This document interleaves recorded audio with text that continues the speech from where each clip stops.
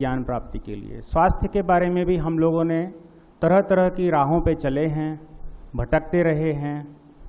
कभी किसी को ज्ञान मिल भी गया है तो उसको समझ भी आ गई होगी, लेकिन कई लोग ऐसे हैं जिनकी जिंदगियां गुजर जाती हैं और ज्ञान प्राप्त नहीं होता है।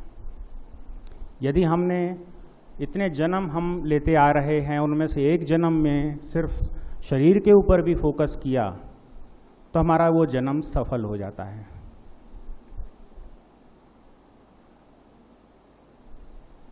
जानने के बाद दूसरा तरीका होता है मानना। जैसे हमारे बीच श्री बीवी चौहान जी मौजूद हैं, उन्होंने तरह तरह के प्रयोग अपने शरीर पे करके जो ज्ञान अर्जित किया है, हम यदि उनको सिर्फ इस वजह से माने कि शुरुआत करके देखें आगे क्या होता है, आगे तो आपको अपने अनुभव का ही इस्तेमाल करना है और स्वयं ही सत्य को खोजना है।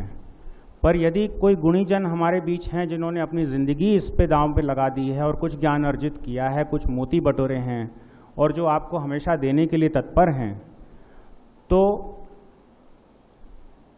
हम मानने के जरिए भी अपना उत्थान कर सकते हैं।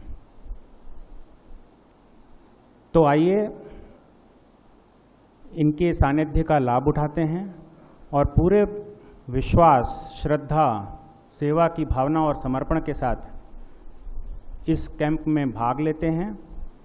मैं आप ही की तरह से इस दिशा में कदम रख चुका हूँ। पिछले 3 दिनों से मैं आरोग्य केंद्र की सेवाओं का लाभ उठा रहा हूँ। खास करके इसी मकसद से मैं 15 दिन की छुट्टी लेके हूँ और 7 दिन के बाद भी मैं कंटिन्यू करूँगा और आप मुझे अपने बीच ही पाएंगे। मुझे बोलने का मौका दिया गया, इसका शुक्रगुजार हूँ, वरना तो मैं आपके बीच में मुझे होना चाहिए था और अब के बाद मैं आपके बीच में ही रहूँगा। धन्यवाद। बहुत बहुत धन्यवाद मिस्टर दिनेश छबलानी जी, आपके अनमोल मार्गदर्शन के लिए।